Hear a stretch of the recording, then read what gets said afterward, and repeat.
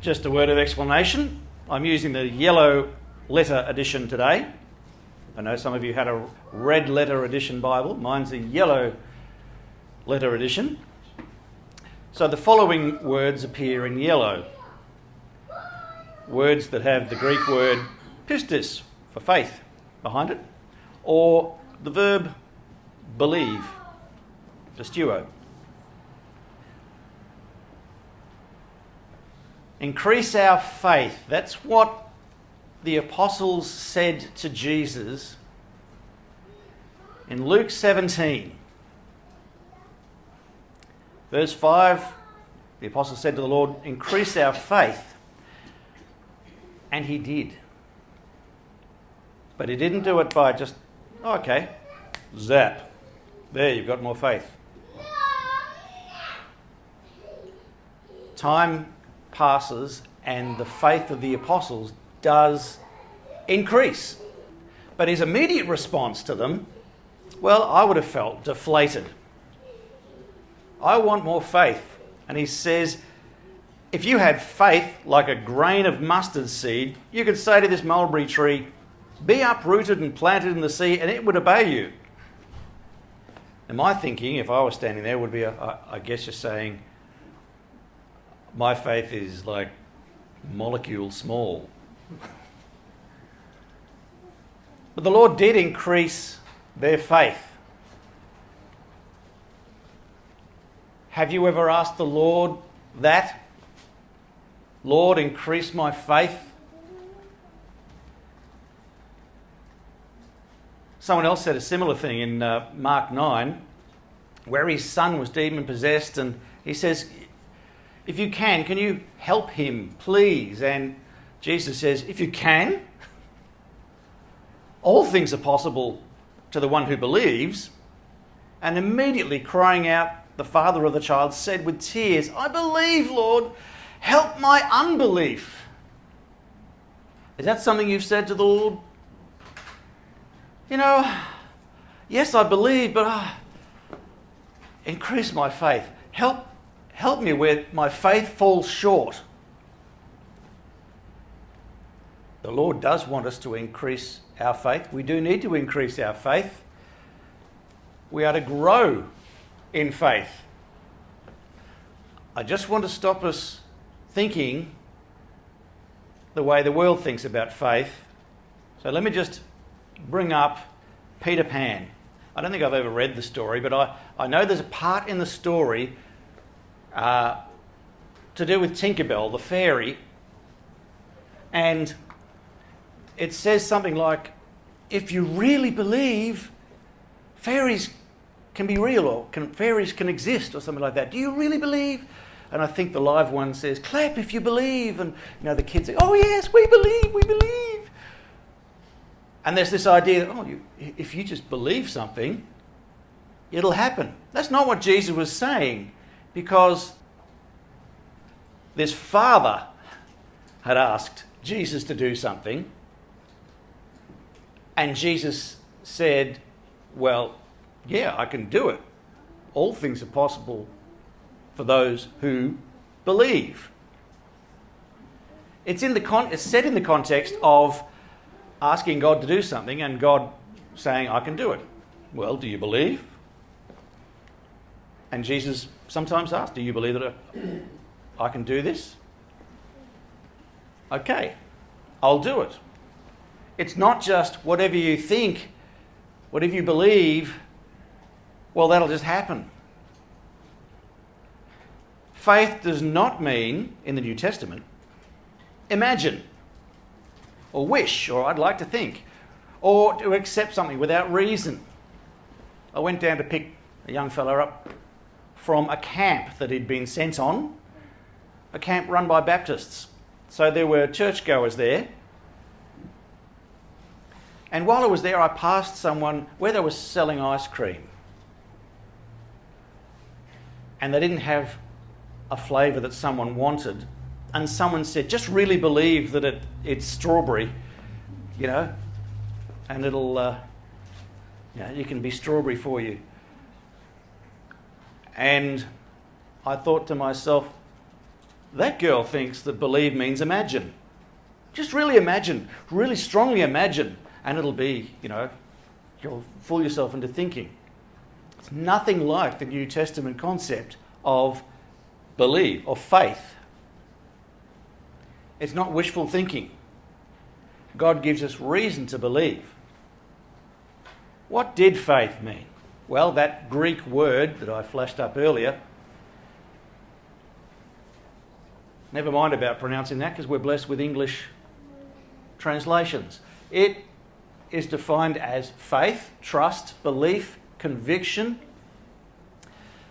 And in Thayer's, it uses the words conviction of the truth of anything. And to be convicted of something is to be convinced of something. I am convinced that this is true. Something has convinced you. It's not just, I'd like to think this is true. If it's not true, it should be. It's not like that. Firm persuasion. You see this, the thinking has been moved. They've been persuaded to believe, to actually hold to the opinion that something is true. They've heard something. Well, that's what the noun for faith means, and then there's the similar word, but it's a verb, so it's believe, trust, have faith. That's what the New Testament writers meant when they said faith. Now let's go to John chapter 20, where doubting Thomas makes just after doubting Thomas has made his famous thing about, unless I see the marks, I will not believe. He puts forward a standard of proof. He says, I'm not going to believe the testimony of you guys that you've seen Jesus alive after I've seen him crucified. He was put into a grave. He was wrapped up and put into a grave. No, I need more than just your testimony.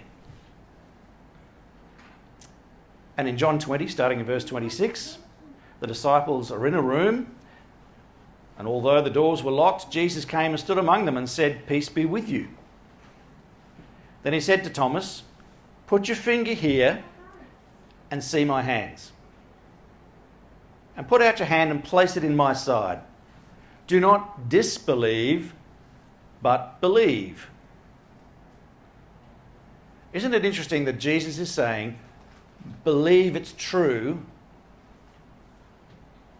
You can see it, so believe it's true.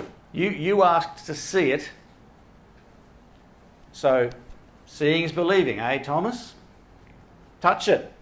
Put your finger in there. I'd be like, whoa, it's all right. I get it. Well, Thomas obviously believed, because in verse 28 he says, "My Lord and my God." And Jesus said to him, "Have you believed because you've seen me? Blessed are those who have not seen and yet have believed." And this is a lesson that God teaches through the scriptures, is it's just not reasonable, in fact it's not possible, for you to only believe if you see it. And we'll look at some examples shortly, but it's just not possible. God is spirit, we're taught. And we're physical. Okay, I won't believe in God until I see it. My uncle said, "I'll believe it when I see it." And I thought, you sure will. There won't be much point then, though. God is saying, use your heads, guys. Believe it, even if you don't see it. If there's sufficient reason, if there's sufficient testimony, if there's evidence, believe it, even if you don't see it. And John adds in verses 30 and 31 that Jesus did many other signs in the presence of the disciples, which are not written in this book, but these are written so that you may believe that Jesus is the Christ, the Son of God, and that by believing you may have life in his name. Jesus rose from the dead about 2,000 years ago. Now, How are we going to see that? How are we going to witness that living in this century? We're not. We have to rely on the testimony of witnesses. And so John's saying, I've written this down. Trust my testimony. It's true. Believe it. You don't have to see to believe. Now, in my line of work, we have a term called standard of proof. The prosecution not only has the burden of proof, it's up to me to prove, because there's an assumption of innocence, a presumption of innocence. They must also meet a standard of proof, a level of proof, before they can prove their case, like win, it says in this slide.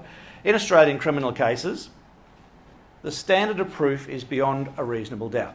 And this means that the judge or jury must be able to answer no to the question, is there any reasonable possibility that the accused is not guilty, before they can find the accused guilty. You may have heard me using there's plenty of cases you can use as an illustration, but you may have heard this one from me. I was prosecuting a case where the accused's dog was the guilty party, but the law holds, of course, the owner responsible. It had a little bit of a munch on a cat, and someone came out of the house where the cat lived, saw the dog, chased the dog, and found dogs tend to, when they're, I'm in trouble here, they tend to go home. It ran to this house, and dog gets to home turf, and then he turns and starts barking. Now, the people rang the council. A council officer turned up. The council officer was told, that dog chewed my cat. So the council officer knocks on the door, seems to belong here. And while he's knocking on the door, the dog disappears. And then, moments later, there's an identical looking dog on the other side of the driveway gate, in the backyard, barking.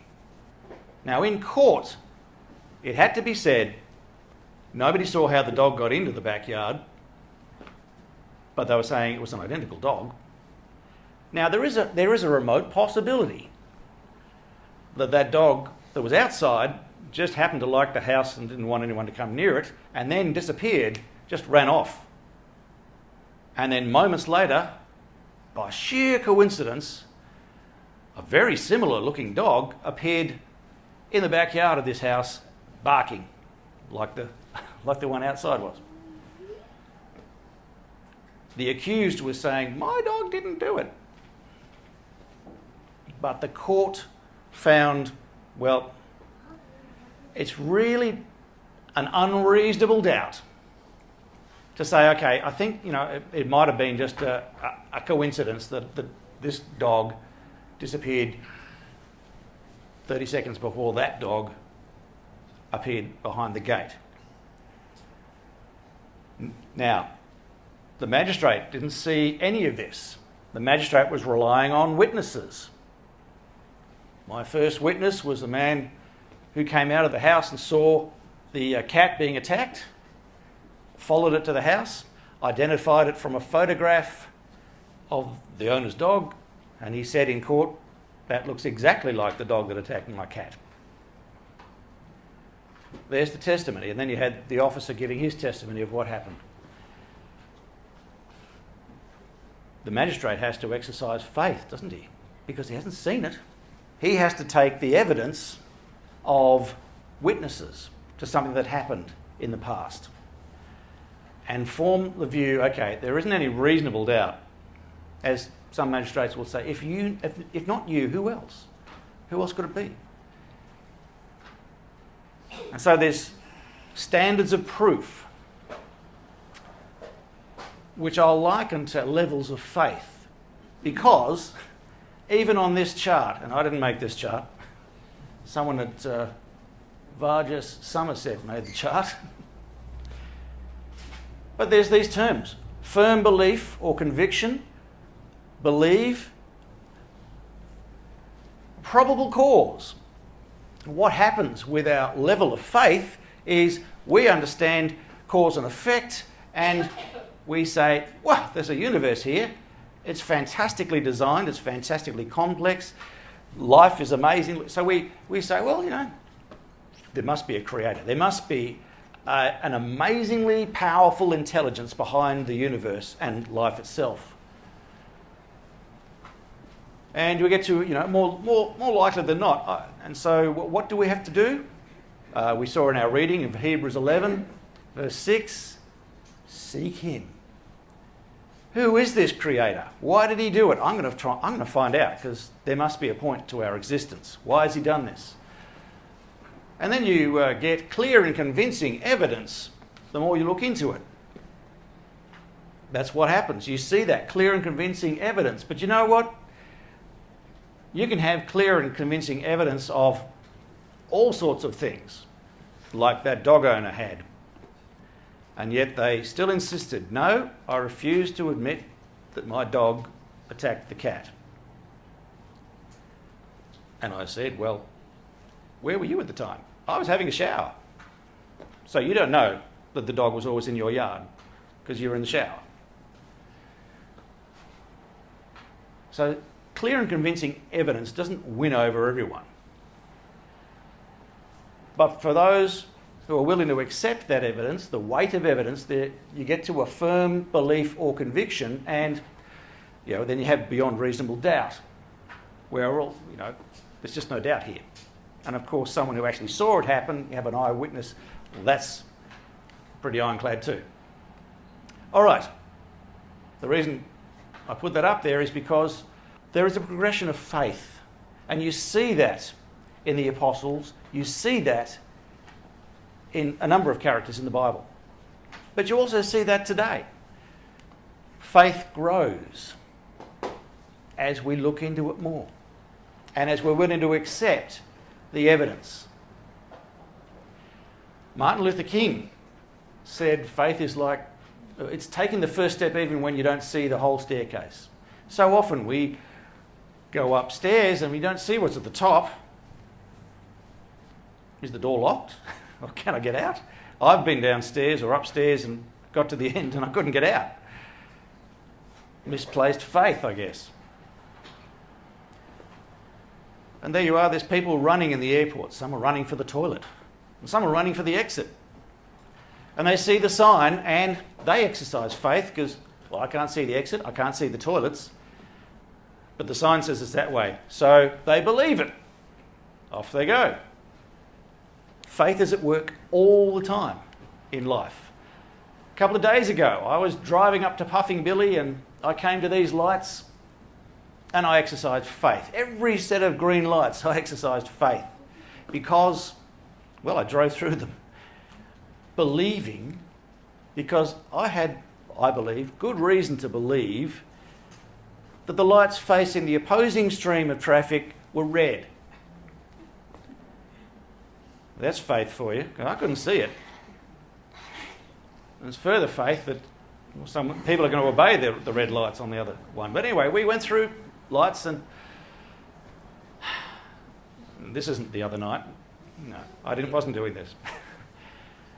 Pilots rely on their instruments. They have to trust their instruments. If you're flying at night, you've got to trust your instruments. And you can feel like, especially at high speeds and acceleration, you can feel like you're going up. And so the natural tendency will be to tilt down. And that can be bad because you'll actually be heading to the ground. So they have to have their instruments and trust their instruments. They know they're reliable. Not as reliable as God, but those instruments are reliable. So faith, people are living by faith in something all the time, every day. It's impossible to live without faith in something. Now, Proverbs 3, I don't have any yellow words here because it was in Hebrew. Trust in the Lord, but there's the word, trust. Trust in the Lord with all your heart and do not lean on your own understanding. A bit like, it doesn't feel right. The pilot might feel like, no, it doesn't feel right. I'm going to go by my feelings. No, the instruments are telling me something else. I'll trust the instruments. It's not saying throw out your brains. It's saying count God as trustworthy and don't think that you know better than God. Wisdom and, the beginning of wisdom is understanding you're not smarter than God. So if God says this and you can't figure out how to make sense of that, trust God. There's times in my life where I look back and think, well, I'm glad I just trusted God on that one. I just did what he said. And as I grew in understanding of the Lord's will, I learned. And those feet, whose feet are they? Who could they be? Any idea? Jesus, Peter's. Yeah, could be one of them. But I'll take it as Peter's because the Lord said, "Come out, come on down," and Peter got out of the boat. And sometimes, while our eyes, our brains are saying, "This is not safe. It's safe in the boat," but Jesus calls us to do something. We have to literally step out in faith, as Peter literally did. And lean not on our own understanding. In all our ways, we should acknowledge him and he will make your paths straight. Don't be wise in your own eyes. Fear Yahweh, isn't it? Trevor was pointing out earlier. Fear the Lord, where it says those capitals, Yahweh is actually in there behind it. And turn away from evil. Lord, increase our faith. How do we do it? We listen to God. Romans 10:17 says, faith comes by hearing, and hearing by the word of God. But it's not automatic. Hebrews 4 verse 2 says, the gospel was preached to us as well as to them being Israelites in the wilderness, but the word preached did not benefit them because it was not mixed with faith in those who heard it. Beautiful way of putting it. It's like we're the bowl. Add word of God. You've got to mix it with faith, though. The easy to read version, if I can get it up there it is, says the good news about it was told to us just as it was to them, but the message they heard did not help them. They heard it, but did not accept it with faith. So yes, faith comes by hearing the word of God, if we're willing to accept it. How many people did Jesus preach to? And they refused to accept it. So there must be a willingness to listen to God, to heed his word. And that will increase our faith. But it's spiritual food. If we have physical food and you just eat, you get pretty unhealthy. You've got to do some more. You've got to do what God says.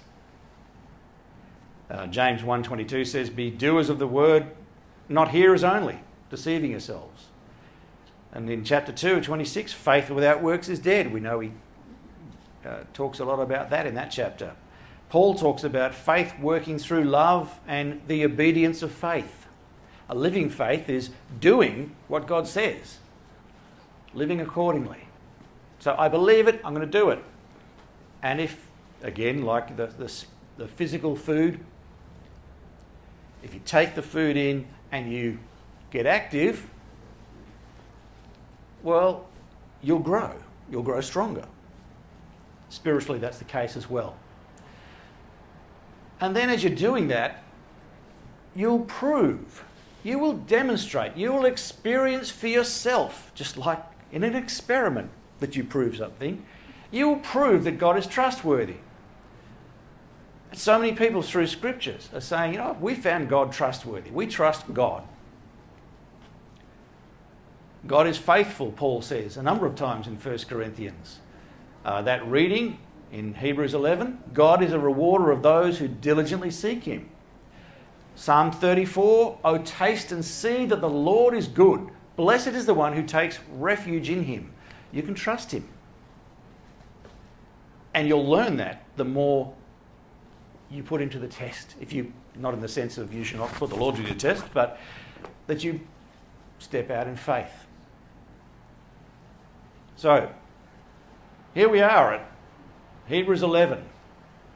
Faith, not wishful thinking, not imagining. Faith is the assurance of things hoped for.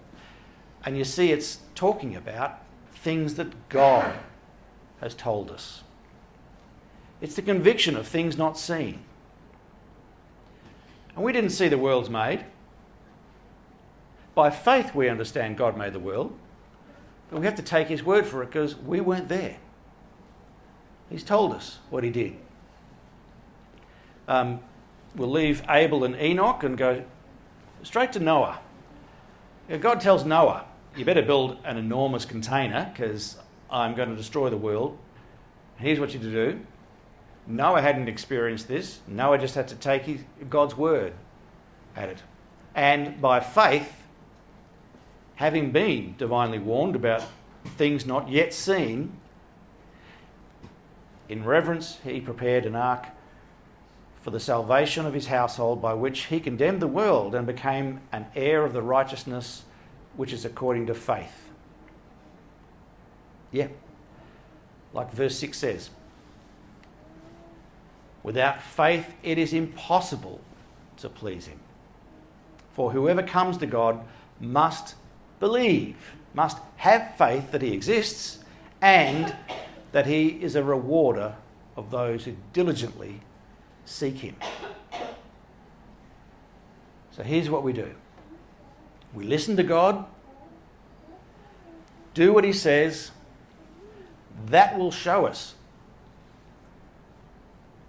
that God's trustworthy.